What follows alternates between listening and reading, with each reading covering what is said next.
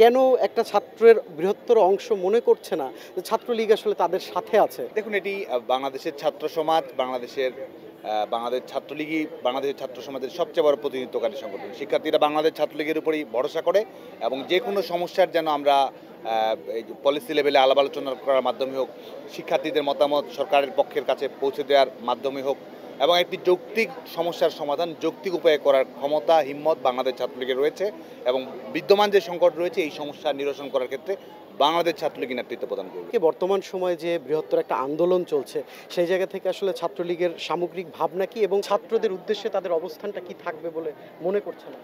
আমরা বাংলাদেশ ছাত্রলীগ কিন্তু শিক্ষার্থীদের প্রত্যাশার আলোকে আমাদের বিশেষ করে সরকারি চাকরির নিয়োগ প্রক্রিয়ায় যে জটিলতাটি তৈরি হয়েছে সেটির একটি আমরা যৌক্তিক, অন্তর্ভুক্তিমূলক, যুগোপযোগী এবং টেকসই সমাধান আমরা নিশ্চিত করার জন্য আহ্বান জানিয়েছি। বিশেষ করে মেধাভিত্তিক কর্মসংস্থান তৈরি করা এবং সমাজের অনগ্রসর জনগোষ্ঠীর প্রতি যে দায়বদ্ধতা আমাদের রয়েছে, জেন্ডার সমতা তৈরি করার জন্য যে আমাদের দায়বদ্ধতা রয়েছে, আমাদের ইনক্লুসিভ একটি সোসাইটি এবং ইনক্লুসিভ রাষ্ট্র ব্যবস্থা তৈরি করার জন্য যে আমাদের দায়বদ্ধতা রয়েছে, এটির মাধ্যমে একটি যুগপৎ সমাধান আমরা প্রত্যাশা করি এবং আমরা চাই যে এটি এক ধরনের কনস্ট্রাকটিভ পলিসি অ্যাডভোকেসির মাধ্যমে বিষয়টির সমাধান হোক। কোনো ধরনের 250টিরও বেশি ডিজাইন অপশন নিয়ে ওয়ালটন স্মার্ট ফ্রিজ, বোঝে আপনার প্রয়োজন।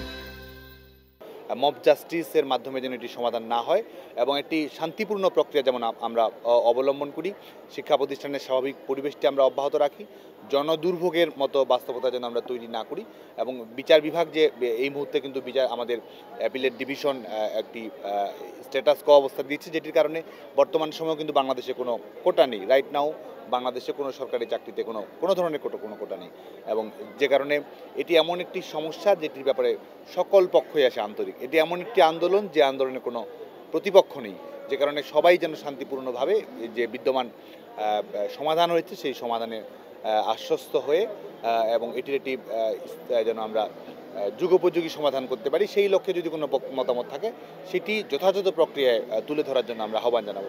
বিশেষ করে অ্যাপিলেট ডিভিশনের মতামত পরে কিন্তু তাদের রায়টি দিয়েছে, শিক্ষার্থীরা ফিরে এসেছে। এরপরে কিন্তু এটি আমি মনে করি যারা বর্তমান সময়ে এটিকে প্রলম্বিত করতে চায় তারা সঠিক দায়িত্বশীলতার পরিচয় দিচ্ছে না।